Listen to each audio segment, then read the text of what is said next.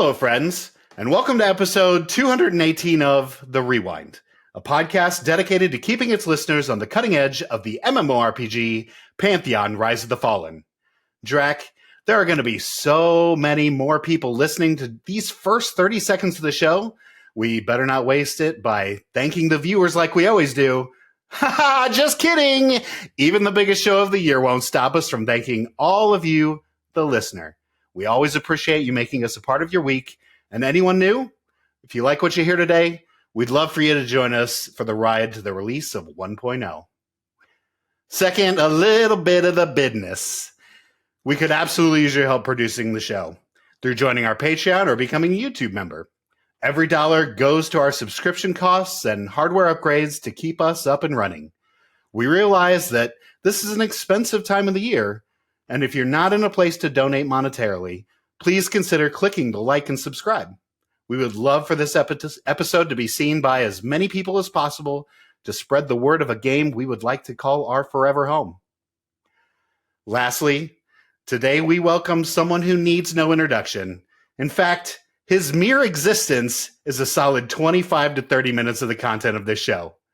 For the last 5 years, I have absorbed as much of his words as I possibly could because of his passion, positive energy, and commitment that this person brings to our niche community is inspiring.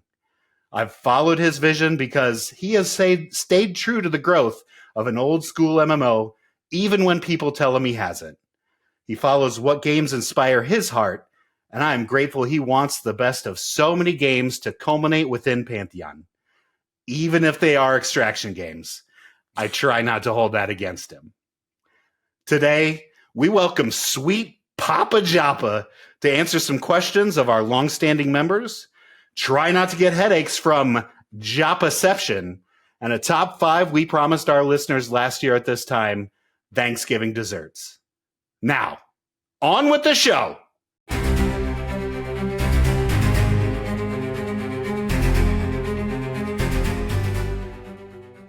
The adventurers gathered in town square as the radiant presence descended.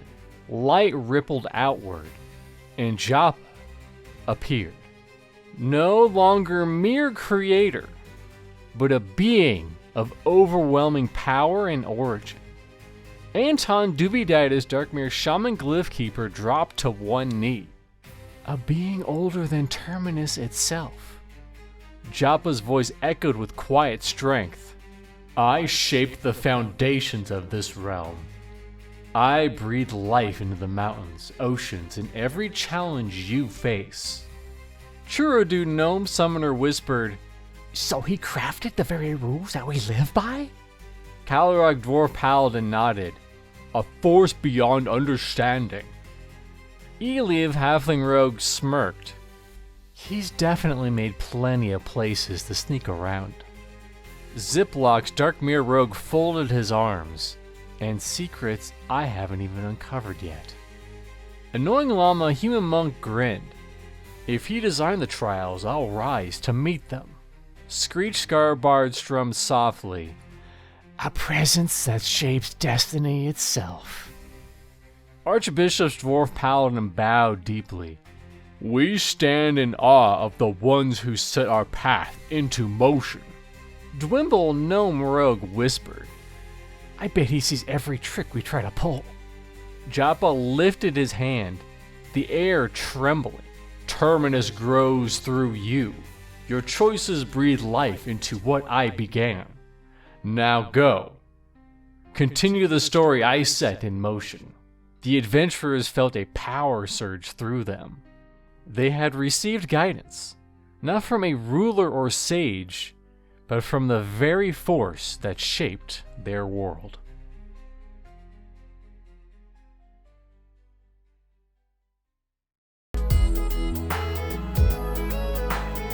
This week in Visionary Realms News and Notes.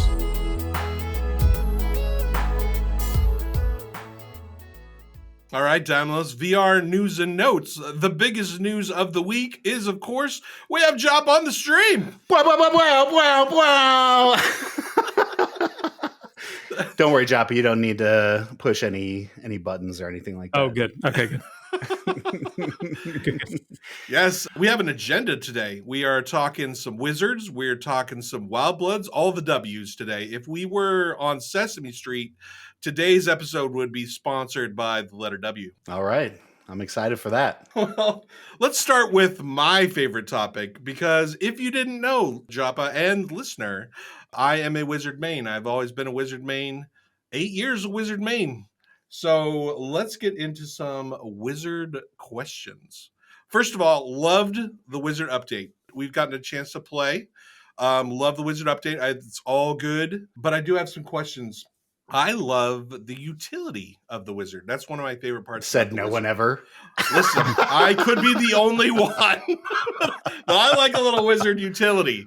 And so I have I start off with a few questions about wizard utility. Number one, we have the Condense Mana spell, which we have lovingly dubbed the Draq Rock, or is also akin to the EQ Mod Rod.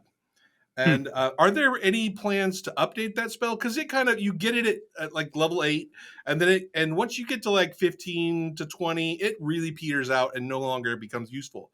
But man, we loved that thing early levels, and I would pass them out to all of our casters in our group, and it was just our healer, especially. Oh, our healer loves every the time. Draq Rock. And so, is there any plans to include that as update, or is that just something that maybe might go by the wayside? That one in particular, I would say, is probably in a future pass on the wizard when we get into some more like fine detail type things. I was actually talking to Vasoya today, not specifically about wizard, but wizard came up, and he was mentioning even already one of the ways he wanted to change the mana currents ability, the new mana currents, to shift it kind of in a little bit of a different direction. So I think what we're going to see now for the wizard, and what we'll see for all the classes once we finish these major updates to a class, that's kind of our big broad stroke changes. You'll start seeing more like fine tuning changes come in, where we'll tweak this, we may add a little bit of this. That's where I would put this category. As far as specifics, though, like, you really need Vasoya for that. I haven't quite connected with him specifically on Condensed Mana to be able to tell you, but I can tell you that you can expect some updates on that level for abilities like that, more little, small utility tweaks. And one of the reasons why those things are coming and not happening now is because so much is going to shift when we make some of these upcoming changes to like the unified NPCs and kind of how classes are most efficient, their sustain, what different types of utility they actually do need and would be beneficial to groups that aren't really right now as much.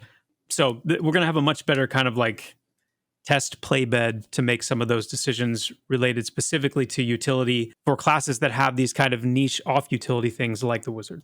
Yeah, I mean, the class reworking, the getting rid of the chevrons, that just, like, to me, that has to affect everything, right? Like, that's it's going to touch every class. It's going to touch everything we do. It's like almost like a whole new deal, and we're going to have to relearn everything. It kind of seems like to me. To an extent, yeah. It's not. I want to be careful because we have a bit of a history on the project. A little bit. I didn't know that. So, I mean, you guys are totally unaware of that, and Totally I understand. Totally. But we want to be. I shouldn't even say be careful. It's more like be. What is that quote from The Giver? Precision of language, where she stops him at the dinner table and she's like, "Hey, precision of language. I want to be precise in saying, yes, it's going to touch a lot of things. The changes to the unified NPC type alone is very significant, but it's really the whole package of everything that's coming with it. Some of the things we've talked about, some things we haven't talked about, but are all very much, I think, once people see kind of the full picture, they'll be like, oh, yeah, well, we've been saying that for a long time. Oh, wow, they listened, So, yes, it's a big deal. Yes, it's going to change a lot of things for the absolute better. It's going to be a very different and an awesome game experience. I can't wait. And I'm saying that from the perspective of having been playing the game much more, as you guys are aware. Like, Yeah. it's made all the difference, and it's good to have time in my day to do that. Very, very 100%. Yeah, for sure. I was also going to comment that this team, now we can almost see it as a strength when it comes to making big sweeping changes, right? Like, we've been through so many big sweeping changes. This team knows exactly how to handle that. So it's totally exciting to see this moving forward. I'm glad that we're making this change. We're going to stick to it, hopefully, and be able to springboard off of there. Very exciting. Indeed. All right, one more in the weeds wizard question. I am currently keeping a portal to Wild's End on my bar because I use it as an evac during combat. And so I have pulled off several quote evacs during combat where we've gotten out of, an 8-pole in the middle of BRK. And Wevacs. So evacuations. Wild's End Vacs. Yes, Wild's End Vacs. Exactly. Evacs. And so I love that spell in EverQuest. I like the idea of the wizard hits the button and safely teleports the party out of the zone or to a safe place. Is there some kind of maybe shorter duration evacuation spell that might leave the healers behind? That might leave, or the tank, Daimlos. That would be amazing as well. We never leave the tank behind. Yes, there awesome. are. Yeah, that you just made Draq so excited. That makes my year. Yeah, absolutely. Yeah, evac are a big deal. Yeah, that makes your ear. Yep. There's a lot of dangerous things in Pantheon, and we just need as many tools as we possibly can to help us survive. Evac, feign death, all that stuff. Charm. Yeah. Well, we'll see with charm how much that saves us or hurts us. I feel like charm more kills us than saves us than anything. If we do it right, maybe that'll be the case. We have a hefty risk. Then last but not least, I like the stances of the wizard, right? The water stance, the fire stance. I'm not sure exactly what the term is for them, but also the stances kind of currently limit you into one. If you want to be the most efficient, right? If you want to be the most efficient, you want to put on the fire stance. You kind of want to cast the fire spells. So it kind of locks you a little bit into one stance. Is there some kind of future mechanic or future effects? I know at one time there were effects for each spell. Is what's the direction there to kind of make it so I want to cast more than just one line of spells? Well, I kind of hear two questions in there. Leave it to Draq. The two questions I hear are the stances, which I think you're talking about the actual stances, right? Like the little round. They give you the focus regen and the extra damage to either fire, electric, or ice. Right. Okay. And then the question of like weaving or kind of, are we going to be incentivized to use more than a single school? Correct. And the answer to that, so here's where I'm going to give you a kind of a split answer. The answer to specifically the plan for stances is another one of those that I would want Fusoya to weigh in on. I don't want to wander off on my own on answering that one because I'm not exactly clear as of this moment if they are yet fully kind of emblematic of what he was going for with them. But what I can say is, again, thankfully we had this conversation today. Based on that conversation, I think we have lost a little bit too much or more than was intended of the kind of the dual school weaving that was going on before this patch. And he's already made changes, a pretty decent round of changes that it won't go in until the next patch. But when they do go in, I think you'll see a lot more of the benefit coming from actually, rolling with two kind of, what's the word's escaping me, not oscillating, but, moving back and forth between two different schools of magic, and that being a benefit again, more so than it is right now after the changes. So how that relates specifically to stances, I can't exactly say just yet, but fundamentally, I think you'll see that coming back a little bit more than it is right now. Yeah, I mean, I'm open to however it works, right? If we have a main stance and a minor stance, it's just that right now it's kind of currently like I cast my fireball spell and then I just cast it again and I cast it again and I cast it again. There's no real reason for me to switch to a lightning spell because unless I'm in the lightning stance, it doesn't do anything for me. Yeah, that's going to be improved. I'm not going to speak to the specifics, but Love it. As of the last conversation, that's definitely something that he's wanting to target to improve because it fell off a little bit too much with the changes. Well, let's get into some Wildbloods. Whoa. Oh, did I skip one? Whoa. We skipped like 3 questions, and one of them was mine. Oh, I don't care about your questions. Clearly. I do what I want. All right, you go then. It's your turn. Fine. Joppa, since we all know that you listen to every hanging word of Draq and Daimlos, you know that when we do interviews, Draq's questions are just absolute crap. They're 1-sentence answers. They just don't really take a whole lot of thought to answer them. Whereas mine are very robust and thought-provoking. And, so I wanted to get into one of my questions here a little bit. Good. And so one of the things I love about Pantheon is the class's ability to flex, like Rogue and Monk. However, for me, the Wizard seems like a class that traditionally has very little utility and is unable to kind of move from that DPS role. Are there any Wizard tropes from past games or books that you would like to see implemented to make the Wizard less of a one-trick pony? Oh, man. It's not all game stuff. Let's talk about the fun part, my man. Yeah. It's a good question. Thank you. So I'll answer this just the way that my mind works. That's what I want. And I'll just go in the order of what's coming into my head. First thing is, we do embrace and will continue to, and I think it will be seen to be even more so the case with Mastery, with the upcoming changes we were talking about with like NPC, the unification of NPCs and things like that.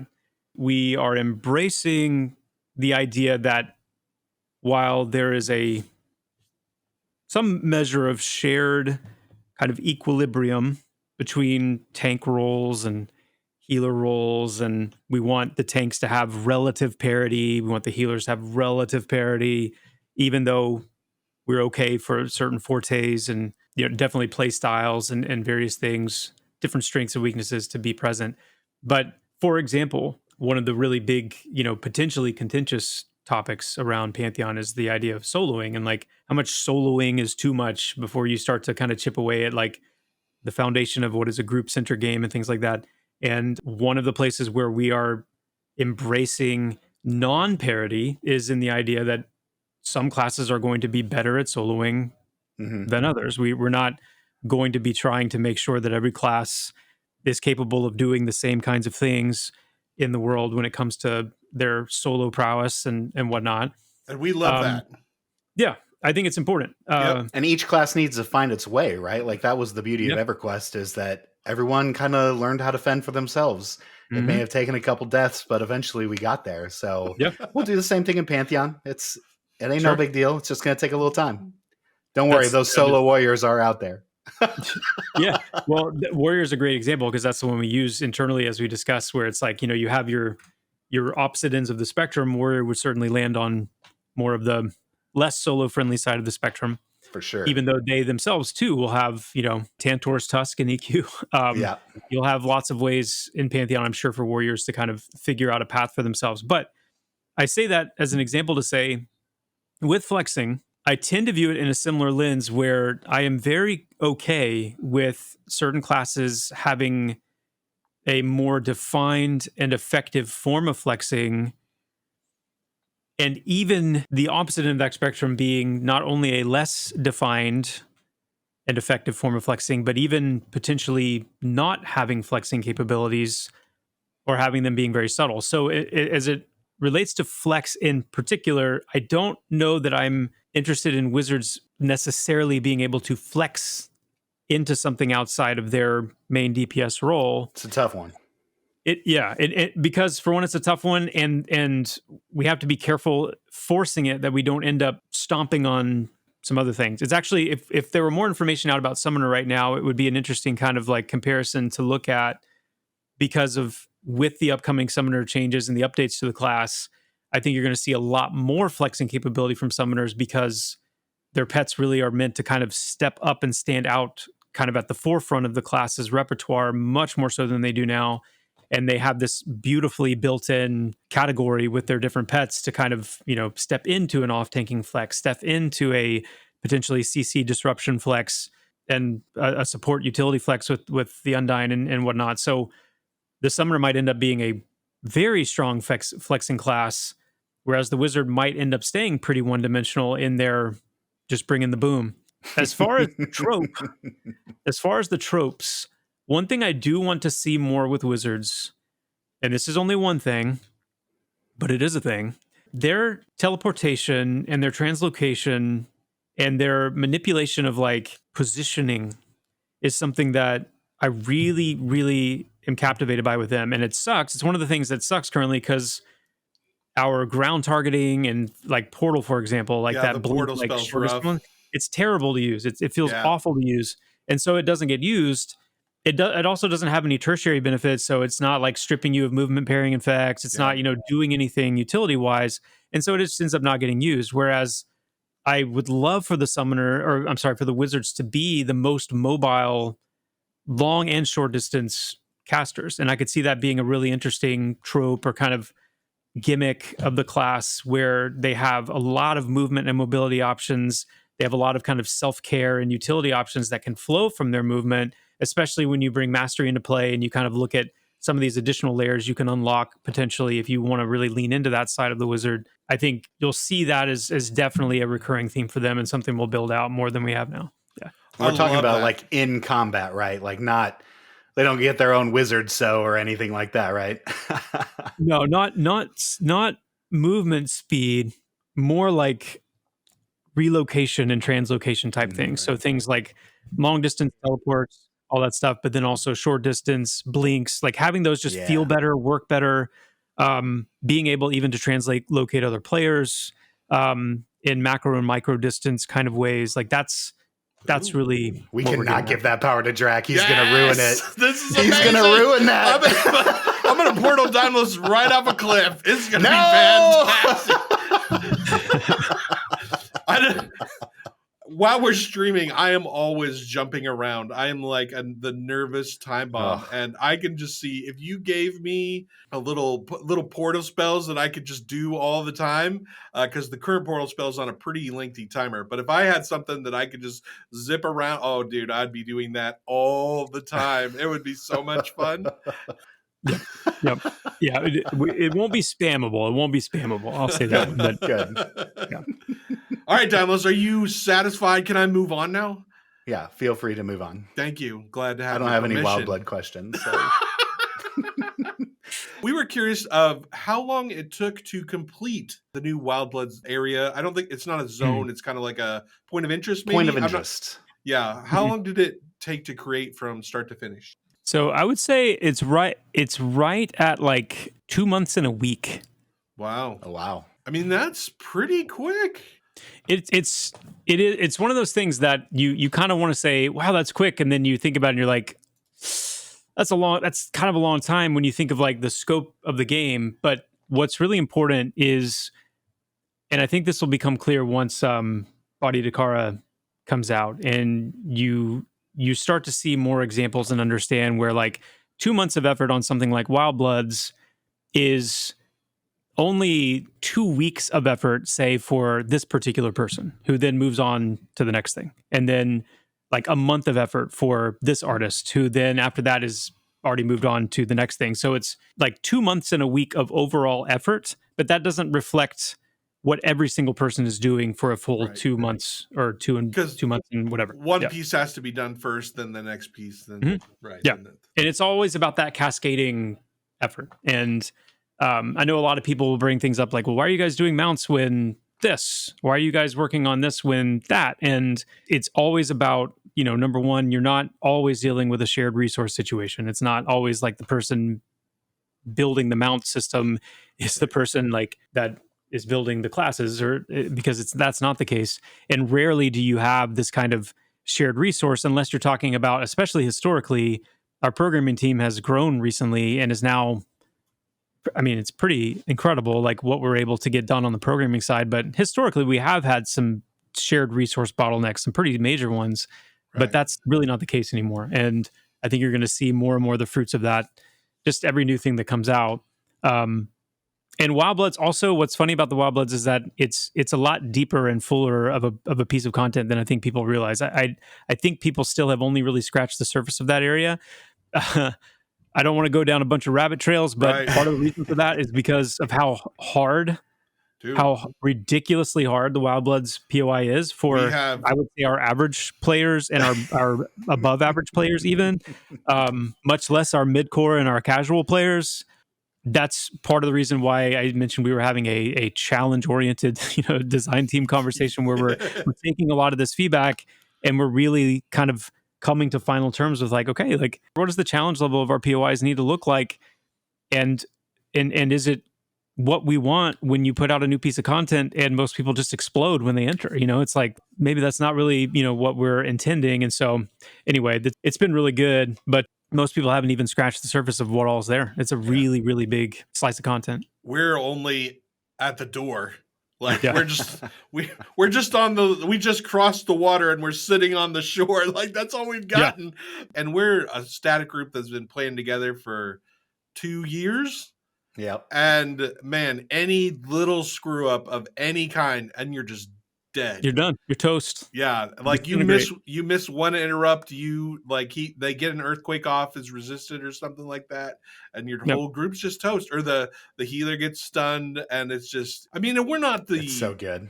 We're not the most sweaty, and we're not the most elite, but I think we're above average in terms. We are definitely above average, but we die still enough. Yeah, more than I'd like to be to. I personally bring the group down. I'm like the guy that people carries. So I'm the same way. Yeah. Good. Well, if you're going to be the streamer, right, you have other responsibilities, so you're constantly distracted. Yeah, that's my excuse anyway. That's what I tell people. That's how I sleep at night. I'd be remiss if I didn't quote our good friend, Just Let Me Play the Damn Game, and say #keep Pantheon hard. Like this is good, man. This reminds me of kind of a little bit of when Halnir popped open and we had those front entrance mobs just stunning and ravaging all the tanks to death. You can't miss one thing if you want to survive. And I love that. Let me poke on this a little bit, okay? Yeah. I'm going to poke on this, all right? Please. I love it, Joppa. You're talking to someone who loved getting stunned and ravaged. Hindsight, of course, at the time, I was just like, damn, this is tough. But now, hindsight, that's what I want. I want to get blowed up once in a while. I'm not arguing that there are not people that do genuinely love it. And I'm also not saying that any alteration or change or tweak in the kind of the baseline difficulty of the game means that we don't still want to have certain content and ways of accessing content that are for the 0.1%, 0.1%, the best of the best, or the people that just love. That's definitely not us. Stuff. Well, and you have your 0.1, your 0.01, you have your best of the best, and then you also have people that just genuinely love challenge, love pushing themselves, love overcoming really, really difficult content. And I think, and this is where conversations like Infamy come into play, and ways of like allowing content to be more generally broadly accessible. Mm-hmm. And I've used the example before of like, your weekend dads and your soccer moms and like that category of player who grew up on EverQuest, grew up on classic MMOs, love the genre, love immersive experiences, love perpetual worlds and social bonds and these things, but they're not coming at Pantheon with the budget of time to kind of ride that bleeding edge of like just getting blasted over and over again, trying 100%. To break into an area or experience content. So it's like, that's a big part of kind of the tension right now is we want Pantheon to be a challenging game. We also want Pantheon to be not a broadly, I want to be careful with this because it's not like we're trying to make Pantheon this broadly accessible, easy, casual, Palia. Yes. Oh yeah. I mean, we're not cozy MMO here.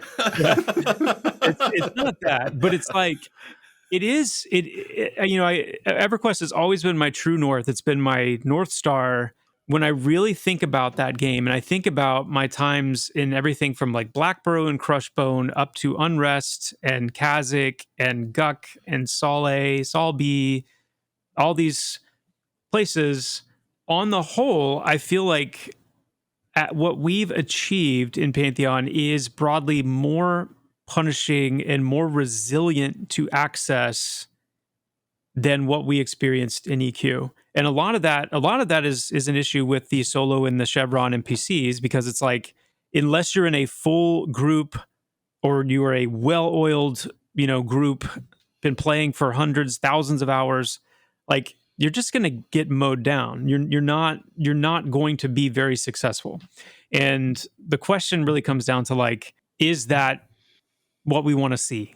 I miss, for example, the days when Halnir Cave was more full than it is, because you had players in there by themselves who were pulling little solo spawns and little things. You had duos and trios in there making their way in. You had your full groups, and generally speaking, it was just a little bit easier. That didn't mean that crap still didn't hit the fan. It didn't mean that you still didn't need to pay attention to what NPCs were doing and kind of generally have your head on straight. But it wasn't like a SEAL team Stay Frosty situation like it is right now in Pantheon, where it's literally like you're going to get sniped out of nowhere every step you take, 100 health to nothing, in an instant. There was a lot of clenching early on, that's for sure. Oh my god! Well, and you can't do that, right? Like, and that's what I like to call that the WildStar problem, right? Because WildStar had this mantra of like, we don't want you WoW Care Bears in our game. We only want the serious, we only want the hardcore, we want the non-casual. But then the problem with that is when there wasn't enough of them. There wasn't enough hardcore people. There's not enough hardcore raiders. There's not enough of the 1% to make a game work. And plus, the other thing that nobody thought about when they were doing the WildStar pitch was the 1% want the casuals to be around to look at them and say that's amazing. If there's no casuals around, then no one cares, right? No one cares. Yeah. Look at my epic weapon, noob. The two populations are so much more symbiotic than they realize about the other. It is a completely symbiotic relationship, and without the one, the other. I think that actually the casuals are a little bit more resilient, to needing the hardcore side, but in reality, they both need the other to thrive. And I think that is a trap that I want us to be careful that we don't fall into, where, because there are ways to supply content for that side that is truly bleeding edge, that is truly like grip it and rip it, full clinch the whole time, and then bragging rights on the other side. If you can be successful, like, there's absolutely ways to do that still provide for a more broadly, somewhat more accessible experience for the majority of players who are not, they're just not in that same frame of mind when they play. They want to immerse, they want to explore, they you can make it so easy that you lose all feeling and there's no excitement or tension or anything like that, and that's certainly not where we're going. But it's really just kind of gently ticking some things down so that we can release something like Wildbloods and more people can actually go and experience it. Still have some deaths, of course, but not, right now it's just, We did some zone hopping the other day. We were curious. So we sharded across to all the different shards, and there were 2 groups across 3 shards. Yeah, it's a tough zone. It's tough. If you're not coming with people that you know and trust, like, you have no shot. Like, it's be rough. Yeah. So I'm excited for us to improve that. I think that's going to be really, really good for the game, the health of the game. I think it's close, Joppa. I think you're closer than you think on that. Don't mistake me as like, this is nothing extreme by any means. Don't mistake me for that. These are just little tweaks, even sometimes on just a single ability level. Like, this one ability is like decimating people. Like, that's more what I mean, is just very carefully, thoughtfully kind of, and we're to the point now where we can do that. Even the idea, because I know it's coming, and you probably get asked this a lot, but like, even the idea of, once mobs don't have the unlimited ability to cast all the time, and they don't have like Just Yeah. that they can just cast the same spell over and over with no cooldowns or anything. Even that would bring it back way into line. I've had experiences already. That's why it's so important to be playing the game as much as we can. And of course, I've become an evangelist for that now internally. Like, guys, like, you've got to play. Like, we've got to play. It's, it's part of your, it can be part of your job. Like, think of it as part of your job.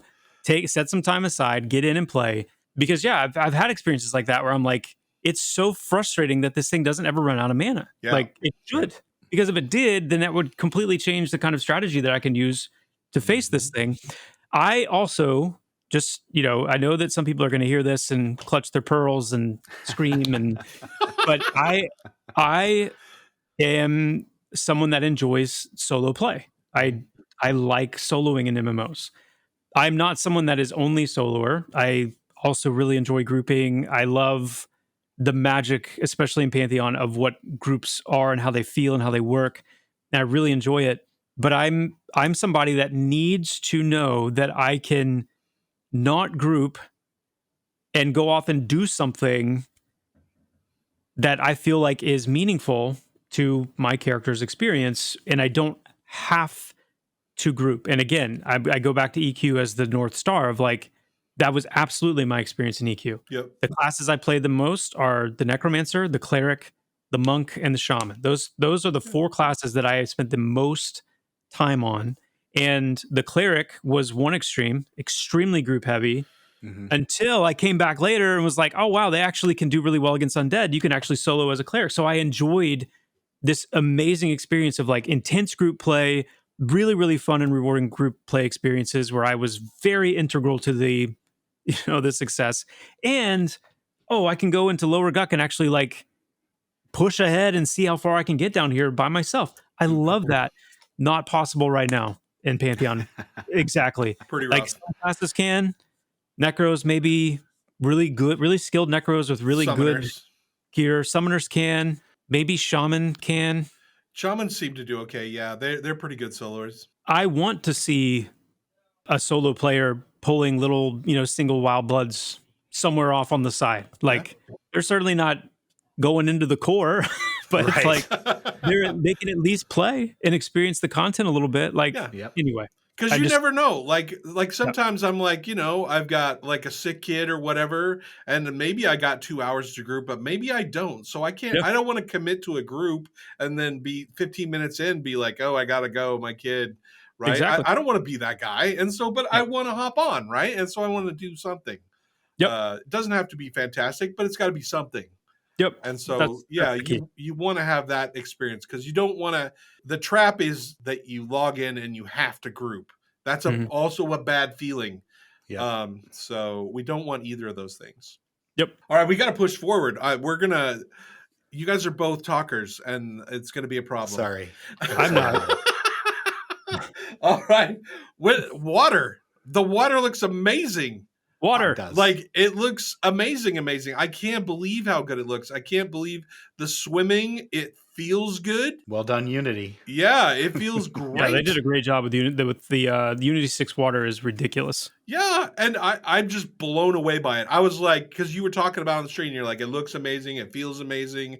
Yeah, I'm just blown away by it. I was like, yeah, you get the little, yeah, we'll see.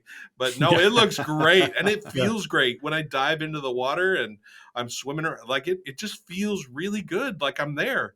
I can't believe it. Yeah, it's really going to make the underwater zone experience very, very good. Yeah, I'm looking forward to it. And like I said, there's some more iterations coming to make it even better. Underwater visibility needs a good path. Little work. Sure. It's not meant to be as murky as it is, at least broadly. But even movement. So, in my opinion, one of the reasons why water is often, well, it's not just my opinion. I mean, even on some streams, we've had some back and forth on streams a few times, and largely people would say the same thing, that the movement underwater is one of the biggest detractors to enjoying it. And I think psychologically, when you're running and you clip into some water and you slow down, that has a psychological impact to make people want to avoid water and generally not enjoy the experience. And so my plan, and I say this as like this, I've got buy-in from all of the design team. We've had a few discussions on this because, you know, anytime you look at potentially tweaking like a precedent or a traditional implementation of something, you know, it's good to kind of give it its paces and sanity check things. But I think it's very important that the base swim speed is the same as our base run speed, where when you move into water, you are swimming at the same speed that you're running. And one of the reasons for that is because on land, we have all kinds of movement speed enhancements. We have mounts coming in to increase. We've got instantaneous travel across large distances. In water, even though, yeah, you kind of have to imagine that everybody is like a really good swimmer. But in those times, you know, who knows? I mean, it's whatever. You had to swim maybe more than you do now. And I don't know. I'm just making stuff up. But it's true. Swimming, it's true. It's scary. You have your swimming skill, and you have some buffs and some items potentially that will increase your swimming skill. But largely, you kind of have as a whole, a little bit more of a limit or a constraint on overall how fast you can swim until you start getting into some underwater mounts, which, you know, that's for down the road. Things like currents and stuff under the water. If we can pull that off, which I'm semi-confident that we can. So I think that removes the initial kind of that psychological issue that people have, where it's like, I know if I run into the water, I'm not going to be going any slower than if I ran on land. And then you marry that with, okay, now there's actually reason to be in the water. You can see a little bit better. It's super smooth, which there's still some improvements to the control and various things that we're planning to make. I think it's going to be great. I really do. I know there's still a lot of skeptics because it's water. Sure. But man, 100%. But I mean, as humans, when we go in and, you know, our hearing is further but muffled, our vision is blurred, we certainly can't move fast. You know, get your flippers ready, or, you know, you're going to have a little bit of hindrance too. So it should be expected, at least a little bit. I think it's going to be good. I think swimming in Pantheon is on track to be a more enjoyable experience than its predecessors by far. Excellent. And I think the upcoming content that we have, oh my goodness, like Kedge was rough, but by the time that they had Planes of Power, right? Yeah. There was a water one in there that was really good, that felt real good. So hopefully, as long as we hit that benchmark, which I think we can, from what I've had in the water, it feels good. So I'm excited for it. Yeah. Good. And honestly, you and VR in general has built a lot of credit when it comes to navigation, right? Because I was very skeptical about climbing. And now every game I go into, I'm like, why can't I climb this wall? Like, I'm going up against stuff and I'm pressing the shift button in every single thing I do. And I love climbing in Pantheon. I can't even imagine it without climbing at this point. Yep. And so, that's with a climbing system that's still got some jank, pretty heavy jank in certain ways. So, yeah, that's good. But it's super I'm glad fun. to hear you say that. Even though Daimos always chides me for having a climbing skill of like 21 or 7. It's pretty bad. It's always bad, no matter what it is. I'm over 100 now, and he's still in the realm of single digits. I love climbing. I just never do it. Yeah. We got, you know, when we had the days of triple Windstrider where we could just Spider-Man to the wall. We got a little lazy. That's fair. Well, you already answered the question about water mounts. That's very exciting. Look forward to see that. What about perhaps maybe a monster drop in water before we get to the water zone? Or are we going to have to wait for the water zone before we get a monster drop? TBD? You can't make him say that. Come on. You cannot make him say that. Little something? Let's just look at the smile on his face and just know the answer. All right, moving on. No. Before we move on from water, all right, I just want to say one word to Joppa. No question, just one word. Houseboats. Okay, moving on. In the news, this is breaking news this morning. The Twitter, the Facebook, all the stuff. Pantheon is giving away Steam keys. Very exciting. Mm-hmm. Also, and I tell everybody, right? I'm like, look, when you're doing a crowdfunded MMO, it's all about momentum.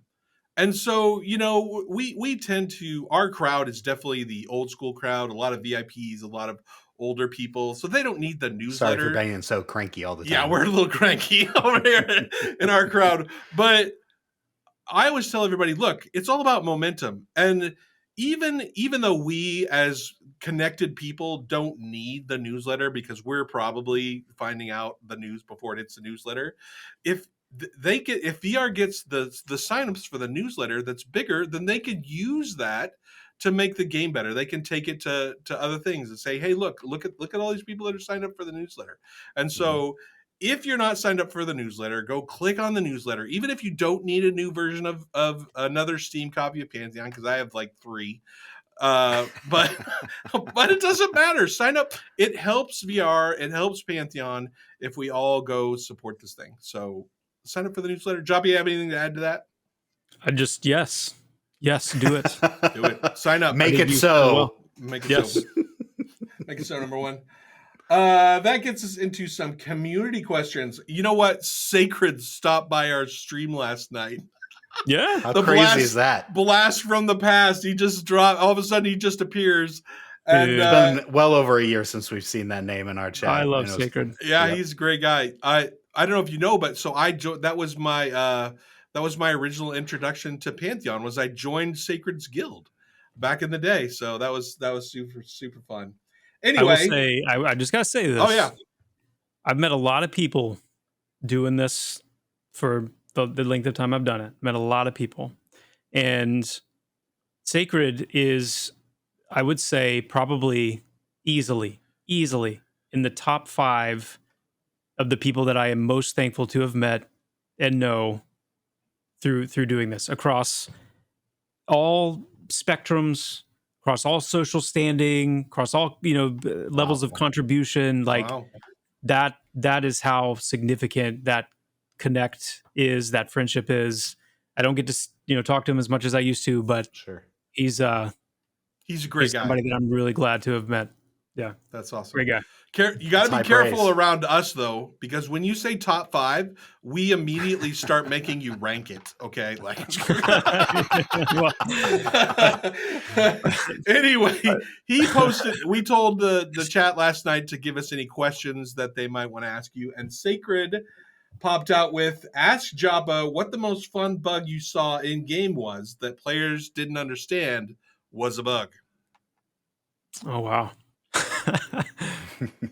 Oh man, I feel like this happens a lot, where players will kind of start storming the gates, and we're like, guys, it's not, it's broken, it's not intended. Oh, we're man. gonna make it work.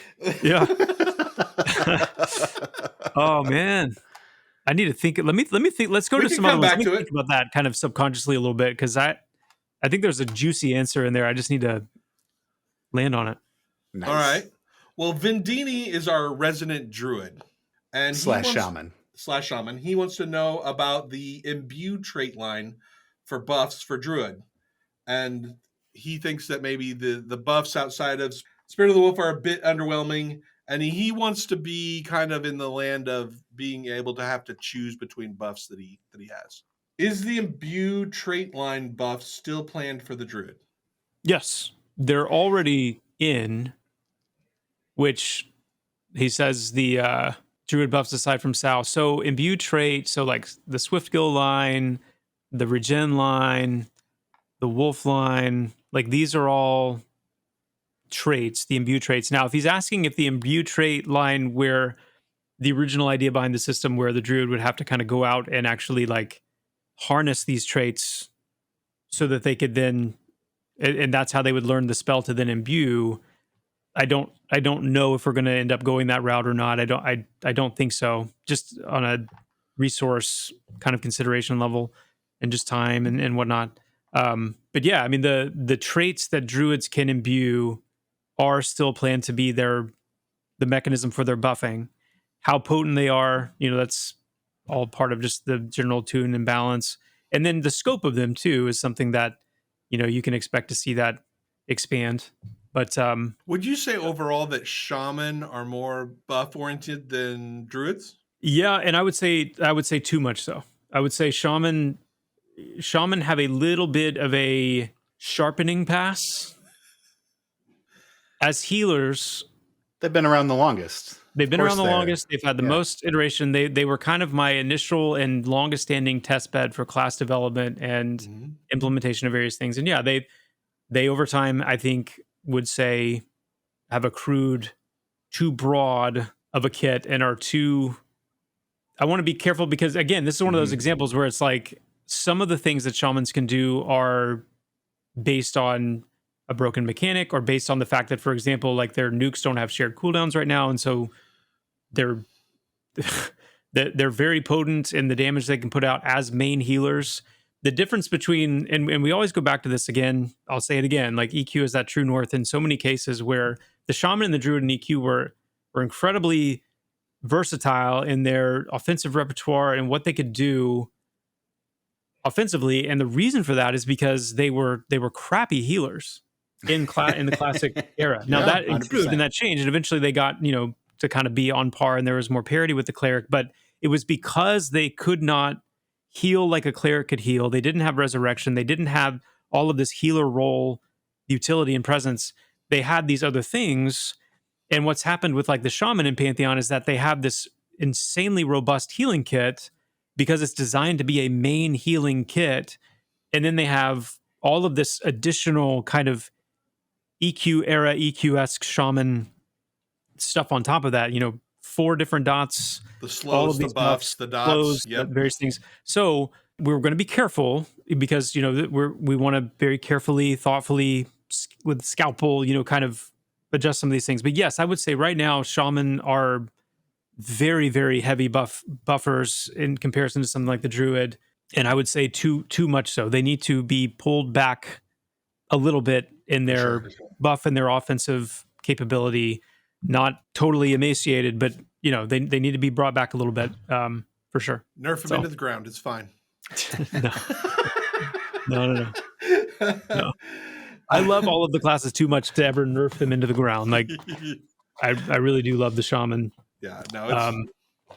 But they need a little tweaks. Well, that moves us to Marks, our summoner, and he's asking if the invisibility and gating spells are slated to be scheduled for the summoner.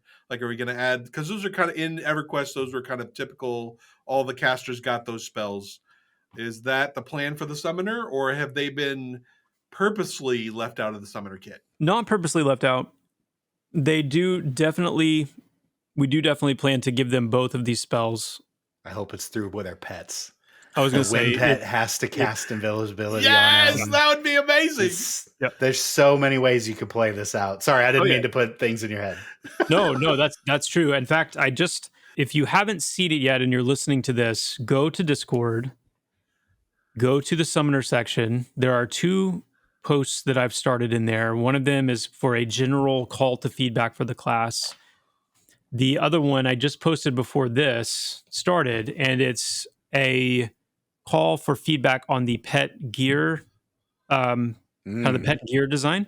Oh. And I went into some detail about how we're planning to kind of move forward with it, but also we're at kind of an inflection point where getting some feedback before we go too far and too deep into it would be really helpful. And at the beginning of that post, I went into a little bit of almost some like clarifying lore detail about the summoner to say that summoners are not intended to be thought of as like these elementalist, quote unquote, wizards that just happen to have a pet.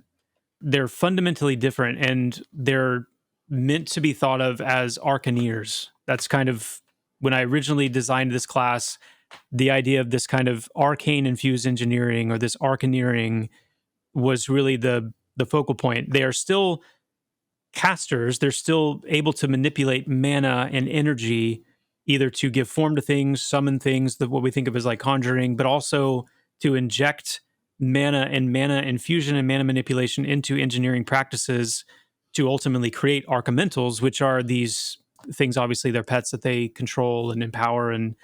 But in that regard, the summoner really is meant to be closer to something that looks and acts like a puppet master more so than they are these kind of standalone casting wizard type class. Yeah. To the degree that I've even been toying with the idea, and it's there's still some conversations to have, but with the upcoming summoner changes, they are going to be functioning so much through their pets in dealing damage and other types of flexing, that I've been thinking like, well, what are the summoners themselves actually doing like during combat? Like, are they just standing there while you're using abilities to control your pets and make your pets do different things? And one thought I had that I think would be really cool is that when you enter into combat as a summoner, you kind of go almost into this like puppet master kind of stance where your hands are out and you're kind of moving, and you see these thin threads of like mana that are connected to your pets. And the idea is that you're similar to how players are like, hey, will you ever go back to the meditation where you used to kind of like put your hands together and like meditate during combat? This is kind of like, obviously there are still some things the summoner will be casting in combat, but it's going to be a lot less. And a lot of what they're doing is going to be actually commanding their pets and basically like fighting through their pets. It's going to be this kind of like vicarious, when your win pet's out, you're going to be kind of like a rogue. You're just doing it vicariously. Same with, your Fury, same with your Titan. And there's a lot of stuff we need to do under the hood and just to generally make things more responsive and smooth. But I like the idea of kind of them going into that state to really reinforce this idea that like your pets are really like what you're doing here. And then the summoning magic and the various things that you're doing outside of that are of course your own. But anyway, there's a little snippet. So all I that love to say, everything about the That would be summoner. crazy. That would be like a crazy. wind pet that provides invisibility, or some kind of like a. I don't think they'll gate through their pets, but I think they'll probably be able to summon like a gate stone or something like that. That's like a self-only type thing. So That'd it's be just fun. playing part into that summoning kind of theme for them. Yes. But yeah. As a wizard, I don't want the summoners to be wizards, right? Right. So They need to the have wizards something appreciate separate. that as much as the summoners do. Oh yeah. Because I want to 100%. feel like I'm the caster. I'm the one that nukes things, right? Get out of my lane, summoners.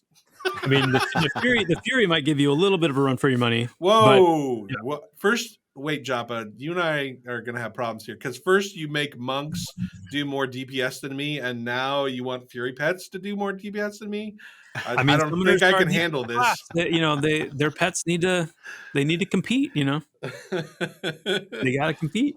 Militus of the old Standing in Fire podcast asks us, swapping characters is cumbersome, often locks you out of your account for several minutes because you have to quit the game and then come back in and then it locks you out. Can we get a logout / some kind of command to the character screen? Boring. Is this happening on Steam? Is this the Steam issue? We don't use Steam, but it I just don't- takes a while to get back in. Sometimes I've had it booted- happen on the regular client too. So you quit, right? And you quit all the way out, and then you try to log back in to switch shards or whatever, and then it takes like 2 minutes before you can log back in. It says your account is still in Your use. account is still in the game, yep. Okay. Even though you're obviously out. So I'm limited in how much I can say to this, just because it's not really my area. But I'll say a few things. Number one, it's exceedingly annoying that you don't camp out to character select, and that's we know that, we're aware of that. I know that the character select and kind of that ecosystem is a very legacy filled thing. Like, in other words, a nightmare. I know Kyle has mentioned on multiple occasions, like, there's a little bit of refactoring that needs to be done specifically for character select and kind of the handshaking that happens in that process of like camping, logging in, camping out. So there is at some point coming a time when we will spruce all that up and have a proper camp out to character select handshake. I can't say when, and I don't know exactly, I don't know fully what's involved in making those changes, but we are aware of it. So get Clover on it. Perfect. Clover. Call it the Clover. Call it in. Clover. All right, Daimos, you get one question, and then we're moving on. As Draq said, today's show is brought to you by the letter W, and I'd be very sad if I didn't bring up my favorite W, which is Warrior. Here we go. This is a long one, but there is a question at the end. Jeez. Feel free to read along. As most who listen to this show know, I really like playing Warrior, to the point where I have let go of my favorite class, Paladin, as it has gotten a little too castery for me. Warrior is a class that was brought into the game with minimal cooking and off the heels of the Paladin, pun not intended, with skills that ended at level 10 until the release of EA. Though I love almost every skill I have, most of the Warrior community will agree that there's still something missing. Recently, you have said that mastery will make a huge difference in the Warrior gameplay. How do you go about keeping the influence of that mastery that you know of out of the kit design so that we don't end up with a putting the horse before the cart situation where the Warrior ends up only shining at max level, as opposed to letting the Warrior shine throughout the leveling journey? Okay. I think I can navigate this. Sorry, it's wordy. No, it's a great question, and it's worded actually well. It's navigating what things I can talk about now, what specifics I can give now versus later. I tried to leave as much as the stuff you couldn't talk about out of the question. Yeah. Because I know you can't get into the specifics of mastery, and I know that, we're still building stuff and you aren't ready to talk about that.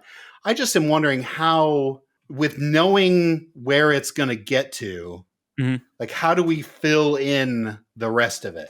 Well, the way I want to answer this is to start by asking a question, and that is, when you say most of the Warrior community agree that something is still missing, is there agreement on what that something is? Just that the kit is not done and there's not necessarily enough skills. We've got the banner thing going. Okay. We've got a couple lines of things to stun or damage but that's about it. I guess there's that really ridiculous run up to the monster skill that never lives on my bar, but I just wish I had that Paladin pull. I love that Paladin pull. But yeah, it never makes my bar because I'm never running into a crowd of anything. I'm always pulling stuff back, right? Like, I never want to run in and jump on a mob because I'm likely going to pull 3 at one time. Now, if I was intercepting from a monk, that's a little different story. Then I could see using that, and that would be very awesome. But that is not going to happen all the time either. So we know that the Warrior is going to be good when mastery comes in because you've got that knowledge that we don't want to talk about. But like, when we fill in stuff, how do we make it so that the Warrior gets to that place without being a slog for 50 levels? Like, I don't want to just have these 2 little things and maybe a couple banners, and then when we hit 50, oh my God, Warrior is the greatest class of all time. So, okay. Let me think of how to navigate this. I feel your next character that you play should be a Warrior. I do need to play a tank. I desperately do, because it's the one thing right now that I don't have like fresh. It's fun, Joppa. Yeah. The banners. If I had another banner to play with, that would make it even better.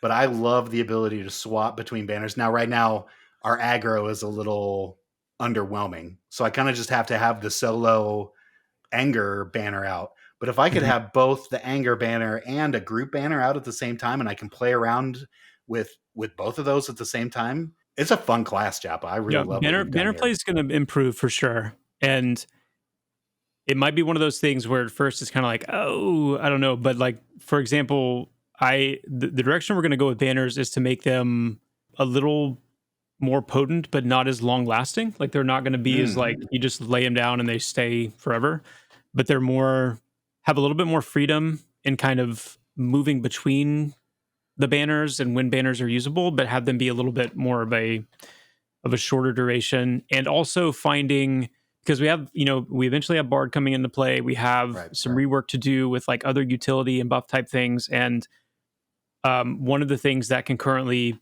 push the game to a place where it is overall too easier than we intend it to be, is when you have all of these compounding multipliers and various things coming from different classes that are all stacking kind of out of control. And there are some banners that contribute to that.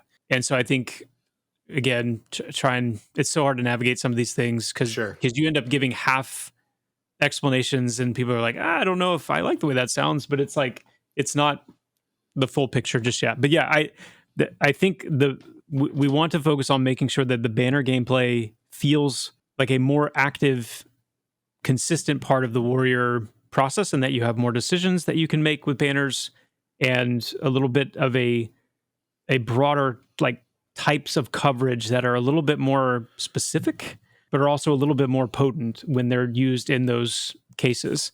I'm glad to hear that it's enjoyable because I think it's only going to get better. Mastery, man, like it's going to make such a difference when we can talk about this stuff more freely, because maybe there's a way, like keep this question. Ooh. Okay. Keep this question and we can come back to it. Like, I don't mind coming back to it in some way, whether you guys have me back on or whether I, something on a stream, I'll like, I'm writing this down. We're clipping this. Joppa said we could have him back. It's a great question. It's a great question because it's the question that a lot of, really everybody's asking about their own class is like, yeah, how is this going to be good? And a lot of it comes down to how you understand mastery and what you're expecting it to be like. And if you expect it to be something that's very top heavy, then this question makes sense. When you understand though that it's fundamentally woven into like, it's very much complementary to the class's current progression, and then it allows you to start. I'll give, this is the best I can do. Okay, it's the best I can do. I know we're going to get a little bit along the way, but I thought you had mentioned that the bulk of it was going to be at the end. Maybe I'm misreading something that we had talked about. Not today, like in a stream that you had done. Right. It's also dependent on how you spend, because if you're someone that chooses to be more balanced throughout the process and wait till the end to really lean, then yes. If you're somebody that's like, nope, like from the very beginning, I want to be like a kind of a warlord warrior where I want to focus on like AOE damage, two-handers, like just actual offensive output. I'm never going to take the place of a DPS slot, but I want to solo. I want to have like more of a solo friendly type build, or I don't really feel like tanking. I want to kind of, then if you choose to lean into that direction earlier on, you can start to take that form and shape earlier on than you would if you were doing a broader, because some decisions you make as you progress through mastery, because again, it all depends on how you're even conceptualizing this. It's the difference, for example, between envisioning a radial progression versus a linear progression or a vertical progression. And if what you should be imagining is more of a radial progression. And then the question of, well, how many radiuses are there? Like how many spheres? And again, it's like, if you're only imagining one, you're not seeing the full picture. And that's why it's one of those things where it's like, in order to put it into a shape that other people can see, instead of like describing a 2D shape when it's really a 4D shape, like it's going to require more mastery getting out the door. But I will say, I think your concerns are valid, but I think they're also going to be handled in the way that mastery can accompany your journey, both in the way mastery is set up, but also because, you're getting points as you level up, every time you level up. And then there's going to be various ways, even at lower levels, to accrue points. Will you get the majority of your overall points after max level? I don't know that that's necessarily the case. I think it really depends on what you focus on as you level up. Yeah. Fair. All right. Well, just be open-minded is the real answer. So I can happily do that. We will revisit this question when and you guys aren't going to have to wait too long. Too long. Mastery is 4D chess. That's what I took from that. Hey, Joppa, you get me so excited about classes and abilities. When you say you're someone, I'll come and have friends for me. Hey, Joppa, I hope your words were pure gold. My broken heart is my fault, so now I carry around an extra shaker of salt. Hey, Joppa. Joppa says. This is going to have to be the lightning round of Joppa says, because Daimlos has written novels of questions and news and notes. So here is the lightning round. We have 7.5 hours of Joppa streaming this week. And we Crushing also it. have current Joppaception going on. Joppa talking about Joppa streaming. So we'll see how this goes. That's what that means. Okay. In cool. the stream, Joppa talked about the Tel'Daros. Am I saying that right? Tel'Daros? Oh Never. my goodness. No. I never He's pronounced never anything saying right. it right. Tel'Daedrus. Tel'Daedrus. Okay. The question was brought up about Tel'Daedrus and how some of the guilds had it on farm, and would the instancing be coming soon? And you talked a little bit about that and how the instancing isn't quite ready yet. It's a little bit down the line. So I had some questions just about raiding in general. Is there a kind of a consensus of how large raids are going to be? 24-person raids is kind of the That's standard issue raid size that we're working with and designing for. awesome. Yeah. That's amazing. I know that there was a time when it was like 2 or 4 or somewhere between 2 and 4, but 20. I love 24. I think that's a great number. What about low level raids? Way back in the day when it was, way back, there was talk of like low level raids that like level 20s or something could do like low level raids. Is there any thoughts about any of that? I would say less likely now. Okay. Because of the way that we're handling our major boss encounters in dungeons, that even though they are pretty much going to be locked to like a 6-person group, like you're not going to be able to bring 12 or 24 people into those instances once they are instanced. But those encounters are going to be built very much like single-person raid type encounters in terms of the scripting of the fight, the relative difficulty level, and especially if infamy is involved, then each of these becomes something that players will be able to push further and challenge themselves more and more and more, and in that sense be more of a recurring source of like raid-like content challenge on the way up, just for challenge. Yeah. But having the idea of having like 24-person raids at lower levels, I mean, I would still, I guess, put it in the maybe category, but with how ambitious our schedule is to get to 1.0 and all the things that we want to do fundamentally for the game, I don't know if that's as likely. Certainly when you think of like post-launch and, where we might slot certain would like to see type things, it's on a list, but yeah, I would say it's less likely now. So it's in the back of the bus with progeny. That's what you're trying to tell me. Yeah. Right. If progeny is attached to a string that a child is holding in the backseat of the bus with progeny out the window bouncing along the road, then low-level raids is sitting next to that child in the backseat of the bus. Yeah. That's literally Draq's favorite. That word is in the whole world. He loves progeny. I'm pro progeny, Yeah. but so I had bring to it leave up that in anytime. there. But you did talk a lot about infamy, which we had never heard before. Infamy being the idea that you defeat a raid boss or you defeat a dungeon boss, and then it gets more difficult and you get greater rewards and so on and so forth. I love the idea of this system. I think it's a great system. The big question that I have about this system is, how do we avoid the idea of if these upper tier guilds have 6 deep into infamy, but then they have to clear through the raid boss on the first level? How does that not become trivial then? So if they get up to the ultra loot of the 6th infamy and then the weak resets, but then the way that I understand it is they have to then go 1 through 6 again to get back to the ultimate loot. So then they have to do the first one, which is obviously, if you can clear the 6th one, then you could probably clear the first one super easy. That's the way my mind works anyway. Think about it like this. If we kind of achieve what I would like to and hope to achieve with this system, it's both a form of increased reward.